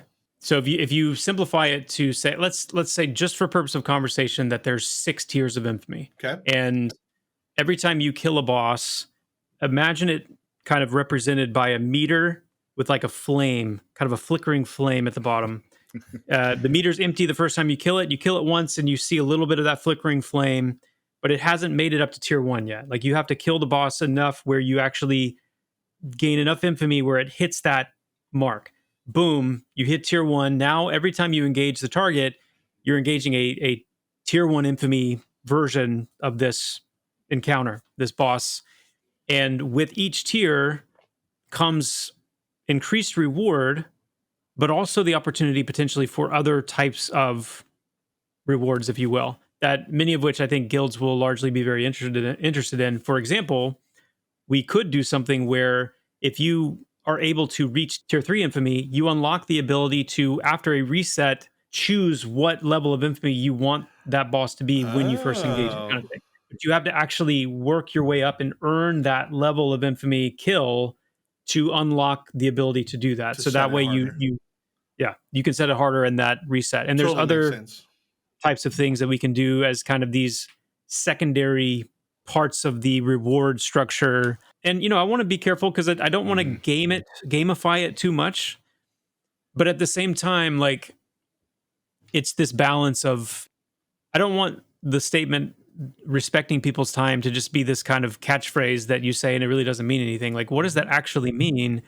And if it means, like, if you put in the time and the effort to push a boss up and you're able to kill it at this level of difficulty, then okay, you've earned the ability for that boss, not everything, but for that boss, when this resets, you can come back in and decide where you want to pick it back up at. You've earned that. I think that's a cool way, again, for those players that are really locked in or really no-lifing or really, to give them incentive to do that. I love that. Also, I love the idea. You're talking a lot about guilds and guild raiding. I love that idea. What about pugs? Like pickup raids? Is that not going to be a thing?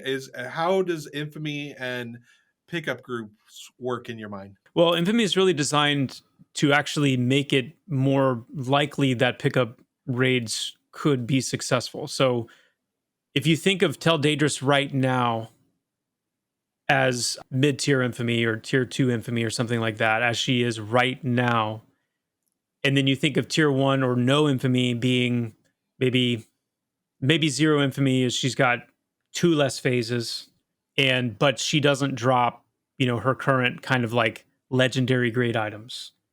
That still provides the opportunity for a pickup raid to go in, have at least a better chance of succeeding, but it comes with a decreased pool of what you can actually get from that. And so that pickup raid isn't going to be coming away with a Cinder Cleave or these things that are legendary tier items. Those are reserved for the raids that actually are able to, achieve these higher ranks of me. So I think at the end of the day, it's going to actually help raid content be a little bit more accessible, but not trivialize it. So right. So because you can scale the difficulty up using the Infamy system, then the lower tier raids can be more accessible for the pickup raids. Is that what you're saying? Mm-hmm. Perfect. And just to make sure it's said, we reserve the right to just make baseline friggin' hard stuff that love it.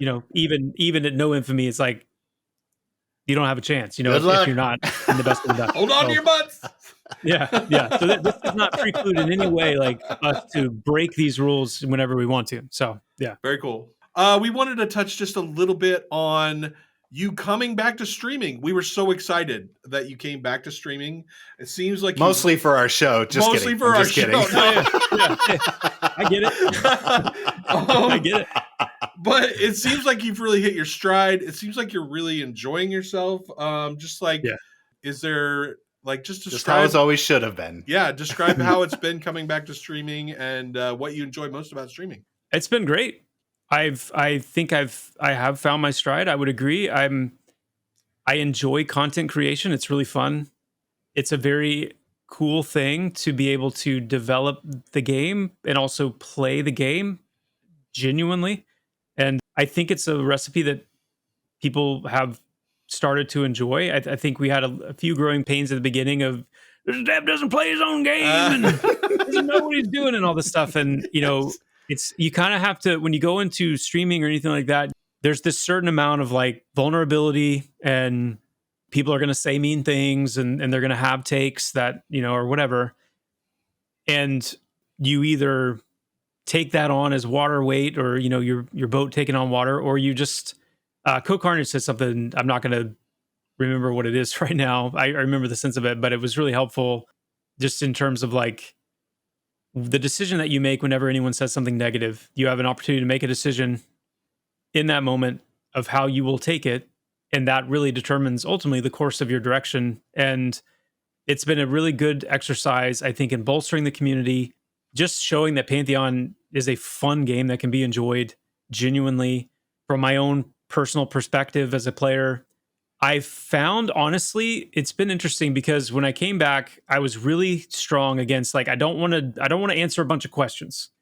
Yes. And We did what I note found, that. though, We did note that. and- yeah, I know. I remember that. I remember you guys jumped on that. And that's good because, like, you're holding me accountable to, like, well, hey, you said this and you're doing this. It also And- comes from a place of love, Joppa, because we want to protect you as well, right? Yeah, like, I know we absolutely. can't do that, but like we also, you're near and dear to our hearts, so we want to make sure that you can continue to do this healthily and sustain it. And, you know. No, I appreciate that. I do. And I get it. I get that. And I appreciate that. What's been interesting is the question answering has been different. Now, granted, like the stream there's not as many viewers now as there was at kind of the peak before, because I mean, obviously we had EA launch and all that stuff. And Sure. who knows what the ride's going to be like, you know, over the next months and years in general. But like the question answering has been different, I feel like, because I have given myself the freedom to play and enjoy the game and let that be what the majority of the Pantheon stream content is about. And so the questions now feel secondary. They don't feel primary. And so that, honestly, as simple as that sounds, that's made all the difference. And like, I don't feel drained when I'm done streaming. In fact, I'm now like, I hate stopping, as you can tell by some of the nearly 6-hour streams I've done recently, because I'm enjoying the heck out of the game. I'm loving the community engagement, and it's not draining me. It's not a giant QA session. Yeah. It's not. It feels like we're all enjoying the game together, 100%. talking about the game, and then as questions come up, they come up, but that's not the point. And I think that one shift has made all the difference. And so, it feels that way on our side, right? We feel that as well, that you're enjoying it. And I think that's just the beauty, and really has always been one of your strengths that the community just really loves about you, is you generally enjoy the game, and that comes across as you speak, as you stream, and everyone's just, wow, this guy really loves it. So I want to be a part of it, right? And there's a lot of that happens. that's awesome. Yeah. I love that. Yeah. That makes we me really love happy. seeing it in your community too. Like that just happened the other day. Someone was just like, well, I just watched you play this game for 2 hours and I'm ready to buy it on Steam. And That's so cool. That's how it should be. Wow. That's how Yeah, that's really cool. Yeah. I missed that. You didn't. Really You didn't. encouraging. It was just a couple weeks ago. Oh, okay. Oh, it was a couple weeks ago. Okay. Yeah. I think I remember what you're talking about now, because I know it's happened a couple of times. And every time that happens, it's like, it's I mean, you just can't. That's what makes it so interesting about, like, it's a game that you're working on. It's also a game that you're playing and loving. And so when you see people have that response, it's just it's hard to describe. Like, it's such an amazing moment. So it's the reason I've been around for 5 years and Draq 8, you know, we enjoy what you guys do. It's been a blast. It's been a good ride. Ups and downs, of course, and take our opinions with a grain of salt too. Like we like to throw our big opinions out there, and you know, they are what they are, but it's always out of a place of, we want this to be our forever home. And so we, you know, need to make sure that some sort of opinion is stated for the, for sure. Honestly, I feel like we represent the majority that does not talk. So this is like our ability to get in front of a camera and, you know, have 500 to 700 people listen to our terrible opinions or ridiculous takes or, you know, whatever. But No, we're here for the long haul, Joppa. Yeah, man. Yeah, that's amazing to hear. I love it, and I'm grateful. And you guys do a good job. I mean, that's why I watch, because you need that. Like, people talk all the time about how we're in an echo chamber, and all we hear is, like, you know, everything's great and everything's wonderful, which I almost called you on it, Draq, at the start of this meeting, because you were talking about the Wizard update and you were like, it's all great. And I'm like, come on, man. Oh, like, wow. surely it's not all We great. got to He's it. fluffing. We got to it. You got to Doing have a little fluff. You got to have the ice cream sandwich, right? You start out with a little good. Yeah. Yeah. 5, Draq, I'm so disappointed in you. Luckily, every week I dominate this list and just destroy Deimos.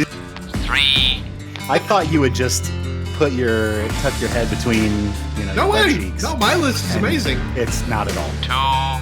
Oh, already your list is the worst. Your list is the worst.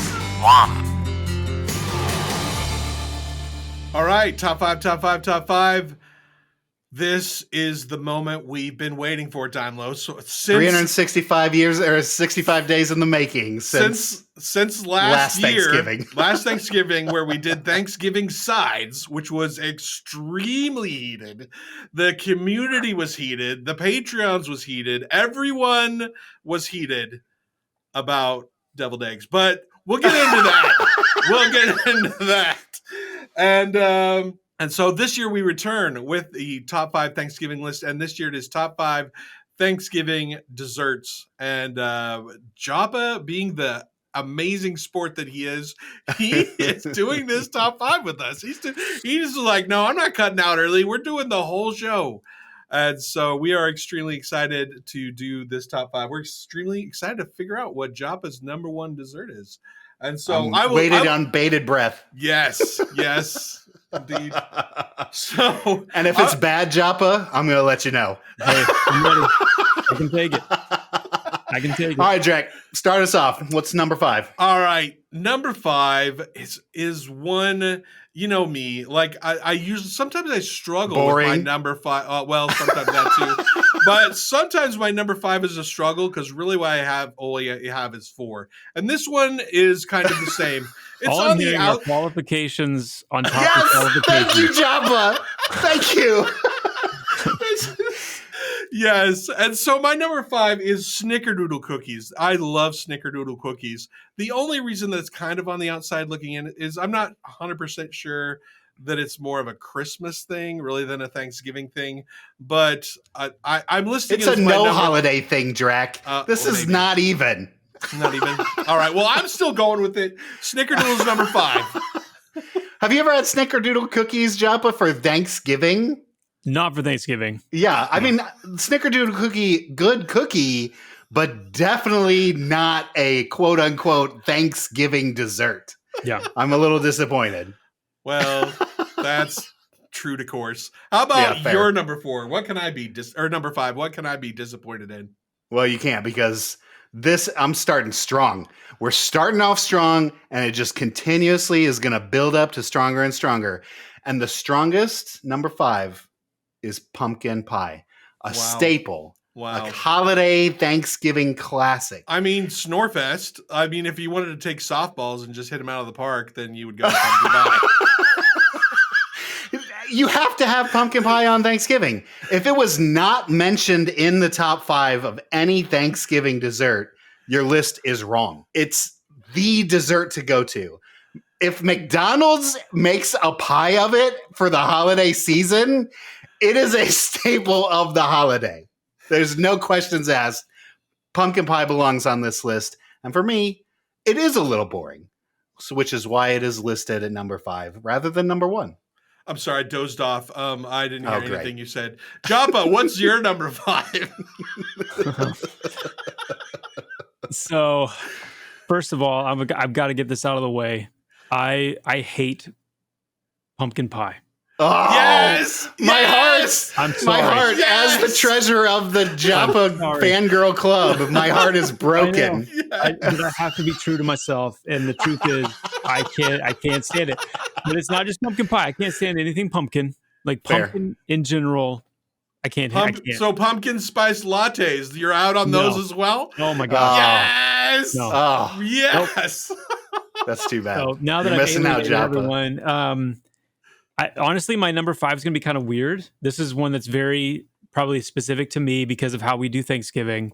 Mhm. But every time we have Thanksgiving, there are always present and accounted for are Lindor chocolate, those little Lindor chocolate truffles? Oh, yeah. Mm-hmm. Oh, Those are good choice. It's just they're delicious and they're synonymous with Thanksgiving for me. So I'm going to put those at number 5. So are they like in a bowl or like on the table? They Like float.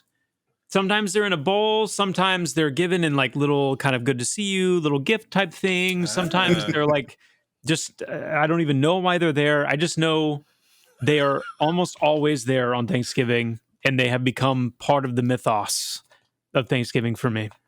Is that throughout your childhood, or is this something more of an adult thing? Not so much childhood. This is more like since I've been married. So for about 18 years of my life, these things have been around. Follow-up question, do they make it into your trail mix? No. Well, no, that's a little... That would be...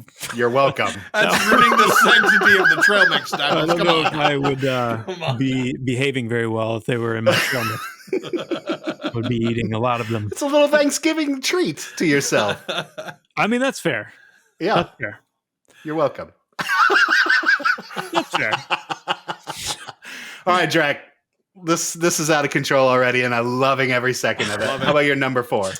Number 4, I always called this Butterfinger dessert, but apparently I looked it up online. It has an official name, and that is called the Butterfinger Lush.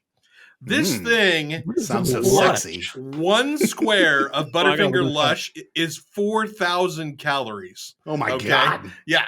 So what you have is ground up Butterfinger in pudding. Oh my God. Which is then covered with ice cream, which is then covered with whipped cream that has ground up Butterfingers in it, which is then with baby Butterfingers on the top. Is this something your wife makes?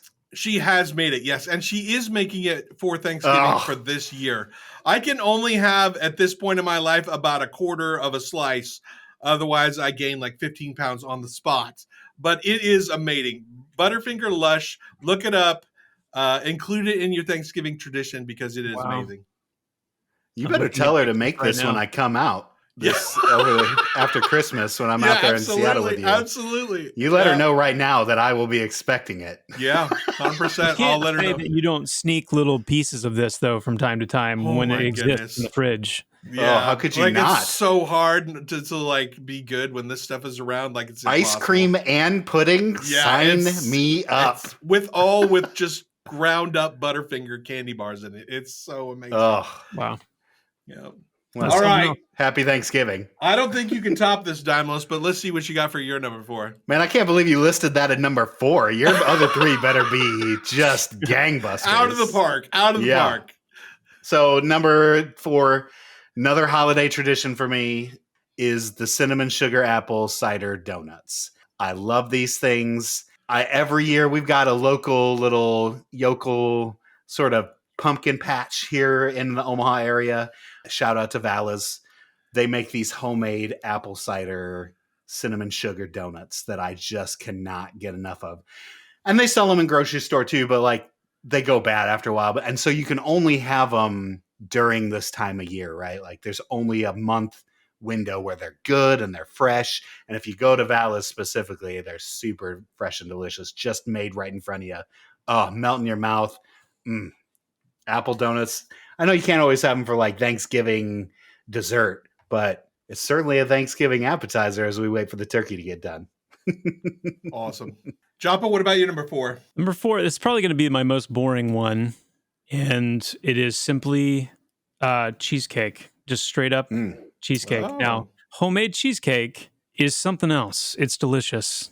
We actually have a friend of ours that is big on like organic, but also natural, locally sourced type ingredients. So things like milk, cream, stuff like that.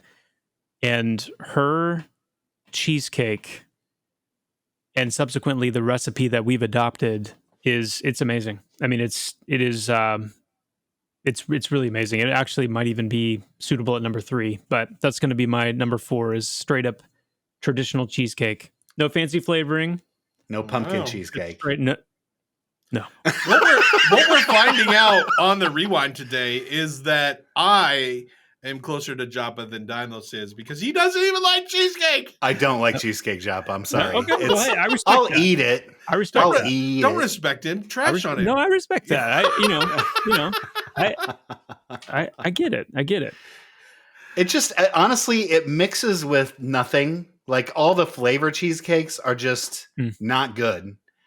And cheesecake is just a little boring. It doesn't have enough it's like super boring. flavor. It's super boring. I'll eat it. I Don't agree. get me wrong. If I'm at the Cheesecake Factory, of course I'm getting a thing of cheesecake. Yeah. But anywhere else, I'm probably saying, what else you got? You're probably reaching for the Butterfinger Lush. Yeah, no joke. Yeah. I have got to get this recipe, but it sounds way more extensive than what I'm willing to put into it. Especially if there's ice cream involved. Yeah. No way. That's way too much for It's me. intense. Well, my number 3 is not as exciting as the Butterfinger Lush, but I love it, which is just a little apple pie a la mode. Little apple pie, little ice cream on top. The apple pie is hot. Your ice cream's melting right into it. Just hits the spot every time. Love it.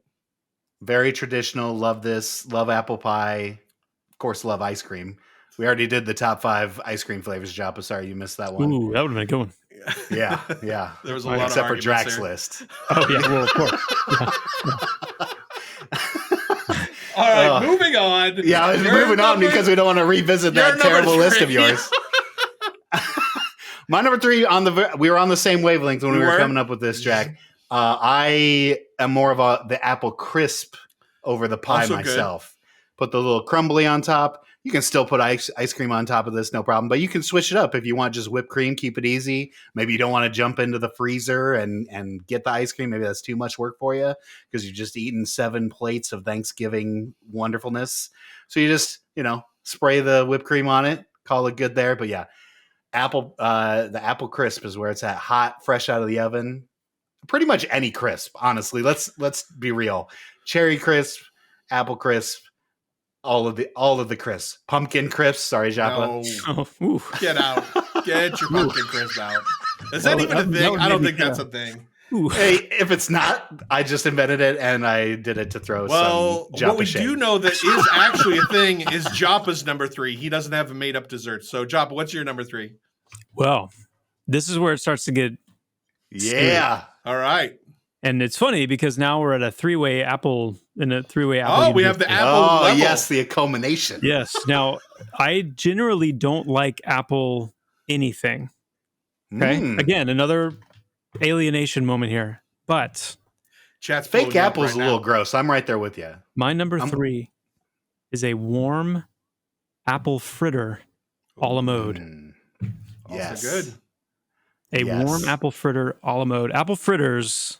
Great way to start the day, too. Oh, my goodness. Not just end the meal, but oh, yeah. get Anytime. them for breakfast. Yeah. Anytime. Oh, So yeah. basically, apple with sugar and cinnamon and some type of Fried. pastry is all our number 3s. Yes. Love that. I love Yes. this list. Yep. This is my Perfect. favorite holiday, Jop. I don't know if I Christmas is my favorite, but Thanksgiving is a close second. Yeah. Close This second. is so good. Yeah. I just can't get enough of the tradition, the Thanksgiving tradition. Yeah. All right, Drac. So are we moving away from apple or you got something different here for us? We are. My favorite pie is not a fruit pie. I love chocolate pie. It is my absolute favorite. Get you a nice big slice of chocolate pie, and then you put a whole bunch of Cool Whip on that sucker. And course. that is number 2 for me. That's really, really, really So is it like more custard or is it more like a chocolate Cool Whip sort of situation? No. Or, Regular Cool Whip. Chocolate pie, regular Cool Okay. Whip. But What is is the chocolate pie? Yeah, Yeah, what's the choc- consistency of it? Is it pudding? No, it's got, I don't know. Like it flan. fluffy? Chocolate pie. I thought chocolate pie was normal and everybody had it. I mean, there's different ways you can do it. It's not soupy. Sure. But is it I don't think it's light and pudding fluffy either, though. like a Like mousse? stiff pudding? Yeah, it's kind of maybe Yeah. like more like a mousse. I think it's more Okay. mousse A like than mousse. pudding. Okay. Yeah, I like those little hostess think like chocolate lemon. pies. Think lemon pie, but chocolate instead of lemon. It's got like a lemon pie consistency. Okay, I'm with you. Okay. You're boring. This I is don't feel terrible like you pick. guys are sold on the chocolate Well, pie. first off, I it's don't not know. very Thanksgiving-y. What are you kidding me? It's very Thanksgiving. It's the most Thanksgiving thing on the planet. It is. It's way better than your number 2. No. My number 2 is what I bring to my family tradition. So I learned this recipe from a coworker many jobs ago, and she wanted me to make this for her birthday. And I was like, Megan, what the hell is this? I can't do anything in the kitchen, and you want me to make you this no-bake pie for your birthday? And she was like, you're going to make this pie. And so I had to look up a recipe. She kind of gave me an idea of what she wanted in it too. And so you take this pie is literally 85% Cool Whip. And so you take 1 jug of Cool Whip, you make the Jello as it usually states, but instead of then putting it in the fridge, you then mix that whole jug of Cool Whip in it. So you beat it up, and it just becomes strawberry Cool Whip, basically. Interesting. And I put in a little bit of fluffy yogurt, not regular strawberry yogurt, but the fluff yogurt, just to give it a little more flavor. Stick that in the fridge. It cools. You have to put it in the pie crust and let that part cool. So you have to wait overnight before you can then take another tub of Cool Whip and layer that on top of it. Wow. And then for me, I like to cut up fresh strawberries on top of it. So I'll like make a nice little design around the outside, and then I'll like finely chop strawberries and sprinkle it on the rest of the pie. So it's just this, it's very similar to your chocolate pie, Draq, only it's strawberry and way better. And I have made it myself. Not way better. No, it's way better. But maybe Joppa's is way better. What do you got for number 2? First, well, just to say, like that, I might actually eat that. I don't typically like Jello, but that sounds kind of yummy. I've heard that a lot. I have an uncle that absolutely hates most food. I mean, you're not even going to bake for Thanksgiving? Like, what kind of laziness I can't cook is anything, that? Draq. You know this. Yeah.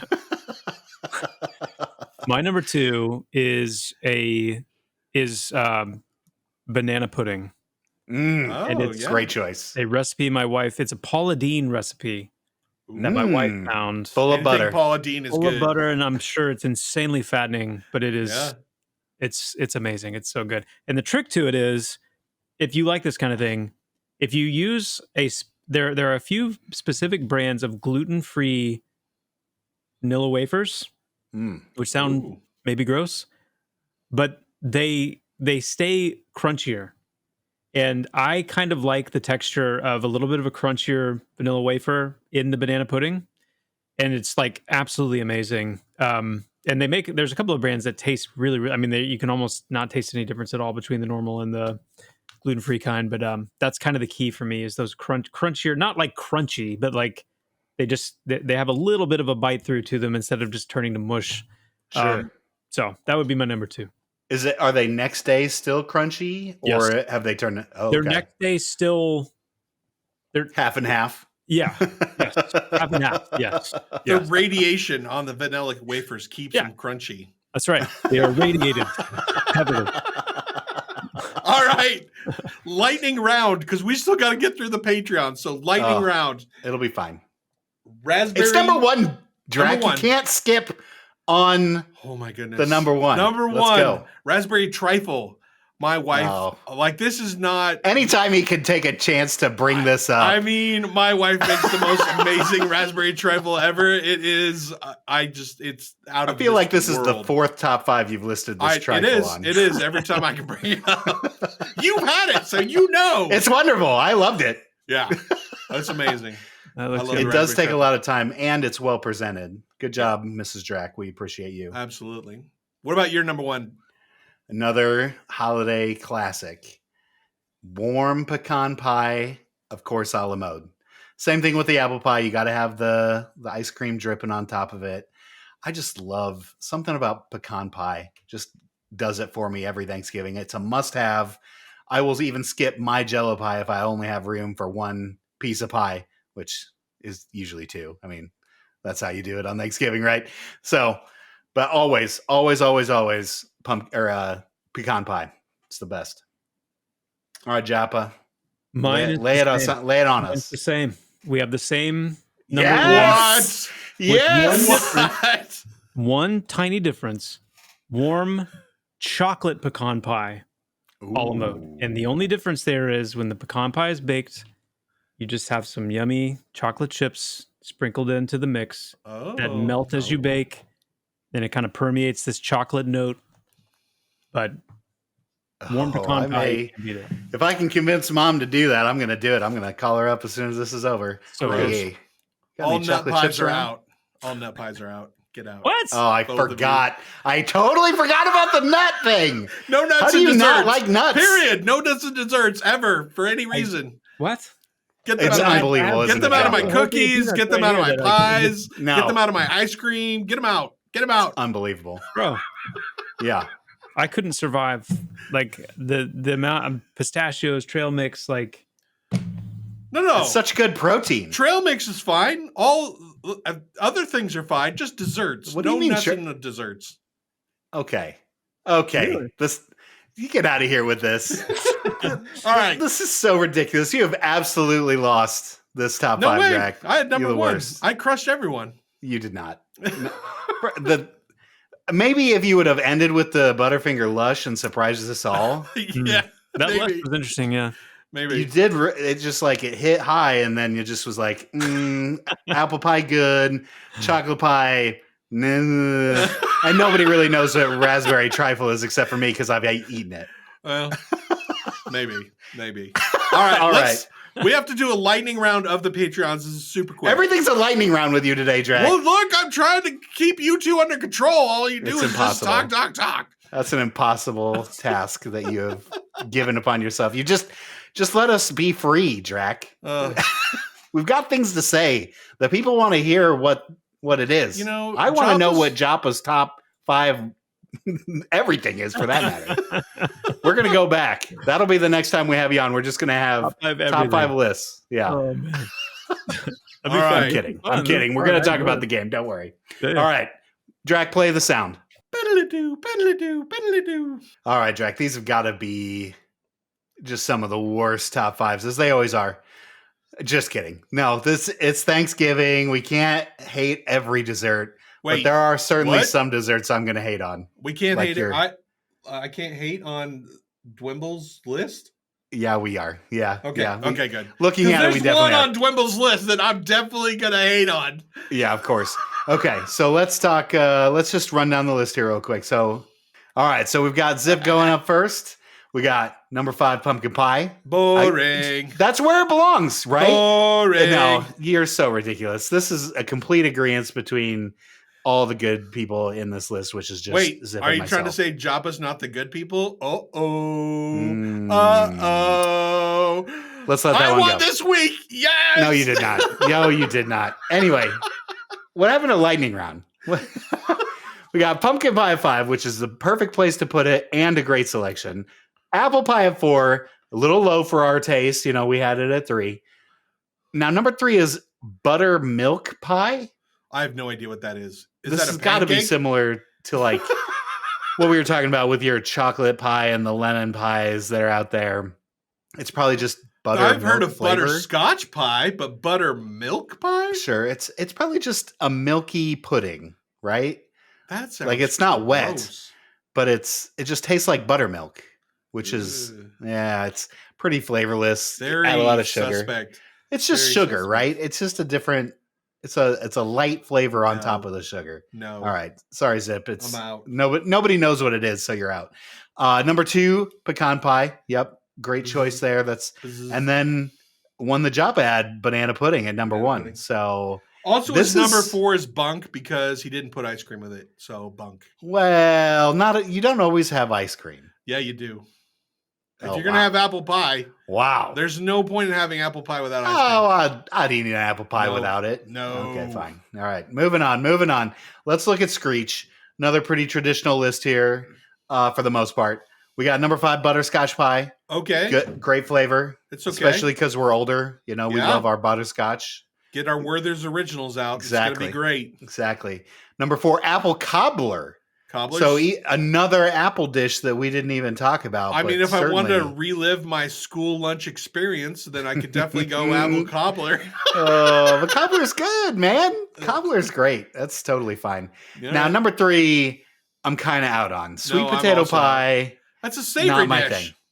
I mean, you How? put whipped cream on it. Get out. Get out. It is a little too savory for me as well. So we're gonna, pretend that Screech didn't say that one. Number 2, chocolate espresso pie. Yikes. So like your chocolate pie, but next level because it now has caffeine in it. No, I don't want coffee in anything that I have. No ever. coffee, no nuts. No coffee, What is no nuts. wrong with you, Draq? I You know. suck. Your taste buds are of a 12-year-old. I've said this before, It's but kinda it's true. accurate. And last but not least, apple pie a la mode, the See? correct way of See? apple pie. Screech Listen, knows. Screech knows. I'm not disagreeing. I'm just saying I would eat an apple pie without ice cream as well. you'd be wrong, but you could do it. I'm not disagreeing with that either. My preferred method would be with ice cream. If there's no ice cream to be had, I'm still going to eat that apple pie. There's no question. Moving on. Let's do Archbishops, who's just really trying to piss me off, as he always does. We got cherry pie a la mode. Great. Okay. I like cherry pie. It's Sweet okay. cherry pie. Delicious. Number 4, pistachio fluff salad, or has he also knows it as Watergate salad? I've never heard of that before, but I've definitely had pistachio fluff, like salad pudding. Get your stuff. nuts out of my dessert. Yeah, you Again, are so gross. stupid. You are missing out on so much deliciousness with this whole nut thing. But next is huckleberry cream pie. Never We got had some a huckleberry. huckleberry. cream pie. I do like huckleberry as a flavor. Do you? Yeah, I do. They're real tart. I'm not a big fan. I mean, it's usually accompanied by mounds of sugar. Well, of course. How could we eat a huckleberry without a ton of sugar? Because it just is kind of I don't know. gross. I've never had it as. Why would I not just have blueberry or blackberry or raspberry? I mean, I like All those berries are way better. I like huckleberry. Yeah, I'll never eat one. And of course, number 2, as tradition, Oh, jeez. This to guy. piss us off. Jeez, get this guy out. Number 2, a He's kicked fat out of slice. Thanksgiving, period. Yeah, we should just You bring not this even, as a dessert to my Thanksgiving, I'm ushering Yeah. you out the door. 100%. Number 2 is a fat slice of canned cranberry jelly. That's just gross. Oh, why would you even? I know why you did this, because you're a filthy troll piece of shit. But I love you for it. And this is the worst. You're the worst list. Everyone, even Dwimble has a better list because it doesn't have gross ass cranberry jelly on it. I don't think, All right. no, Archbishop's list is better than Dwemel's. Sorry. No. I can't Really? let Well, that we'll slide. discuss this. Can't let that slide. Number 1, pumpkin pie. Great choice. Does not belong in number 1. Boring. It's a little too boring to be number 1, but it is a classic and deserves to be in the top 5 of Thanksgiving desserts. It absolutely has a place. It's just more, number 5 than number 1. So, but he did say heavy on the Cool Whip. So I'm okay with it. I'm sorry, I dozed off again. What did you say? I hate you, Jack. Let's move on to Dwimble, who had your boring, gross chocolate pie. I mean, it's Nobody not has made this. up. No, chocolate pie. Dwimble just makes shit up. I don't even believe that I'm just both of you saying. had. I think you just copied off of his list. No, I did not. Like you just made some shit up and put it on No. there. No. You probably were playing football and like, what's a fake dessert we can make up to piss off Daimlos? Yeah, that's what it was. Oh, pass. Number 4, cheesecake. Joppa had this at number 4, so this is a good choice. Not for me, because cheesecake is just not great. It's okay. It's just not great.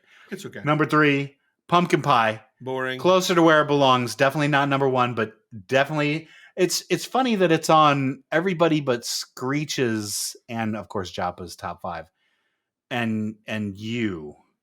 I guess that's half. I got the majority. if I'm on the opposite side, if me and Joppa and Screech are looking all you fools down, then I feel like I've won the day.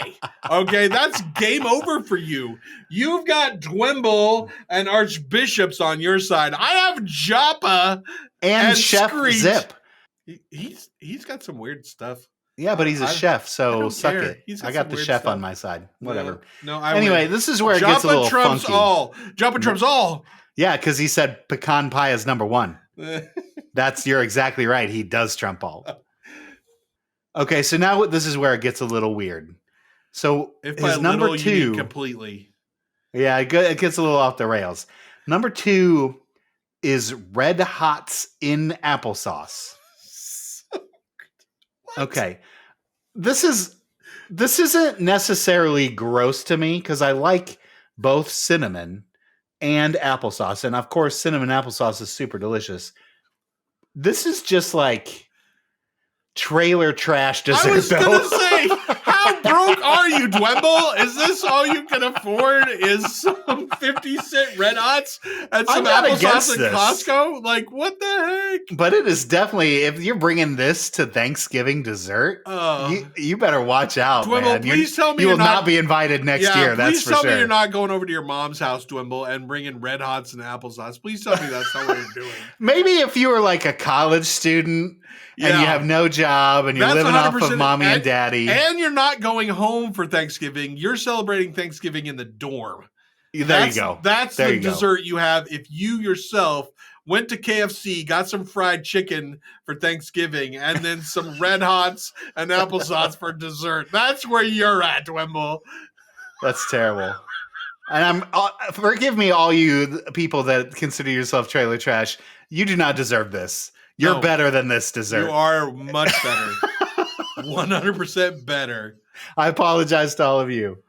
Last but not least, something that he has just deemed as pink fluff. Oh, I think I know what this is. This is that marshmallow. I've definitely had this before. Yeah, he actually lists this out. Yeah. So let me read out the description. Okay, so got to figure out if pink stuff, quote unquote, exists outside my family. I know it's got cherry pie filling, Cool Whip, sweetened condensed milk, and pineapple chunks in it. But my family just calls it pink stuff, and it is delicious diabetes. This is just like fruit salad potluck with Cool Whip in it. Yeah. Like this is someone, it was last minute, got invited to a potluck, looked in their fridge and was like, oh shit. What do I got in here? I have 2 minutes to put something together. I got 100%. It. Okay. Yep. We got a can of cherry pie filling. Here's some Cool Whip, some milk, and pineapple chunks. Yeah, some more sugar. That I'm gonna mix this all together, and that's what I'm. Like you're on Chopped. Oh, Chopped. Yeah. So you got your episode of Chopped. You're on Chopped, and you get applesauce, Red Hots, and no applesauce, no Red Hots. We're on number one. We're on pink fluff. You get marshmallows. You get Cool Whip. You get, I don't know, condensed milk. Making shit up and putting it all together. That's what this dessert is. Yeah, it's just made up bullshit. Doesn't actually exist. Nobody knows what pink stuff up is, Dwimble. All right. Well, that's the end of it. That was terrible, but we got through it. Good job, us. Good job, us. Before you leave, we've one final word. Before you've forgotten all that you've heard, there is a moment evergreen. Stay here a while and listen to me. All right. We have come to the end, which makes me super sad because we got to let Joppa go. He's got Thanksgiving desserts to eat. Exactly right. That's right. None of this is making the cutting room floor. Like we're gonna have one of the longest episodes we've had in a long time. Ever. But as is our tradition, we are going to let our guest exit the show. So Joppa, you have the final word of Rewind 218. That's heavy. That's heavy. Well, I would just say thank you guys for having me. This was a lot of fun. I really genuinely enjoyed it. You guys are awesome. Great questions, good conversation. I mean, I feel like I say it every stream, but like the snowball's real. The momentum and the things that are coming, I think in even just a month's time, the kind of stuff we're going to be talking about and the kind of stuff you guys and our community is going to be talking about is very exciting to me. So appreciate the opportunity to be here, and we'll do this again, hopefully. I mean, I would love to do this again at some point. It was a blast. You guys are awesome. A lot of fun. Good. Thanks for having me. Thanks for saying that. Thanks for coming, Joppa. All right, guys. Take care. Onward and upward, everybody. We'll see you soon.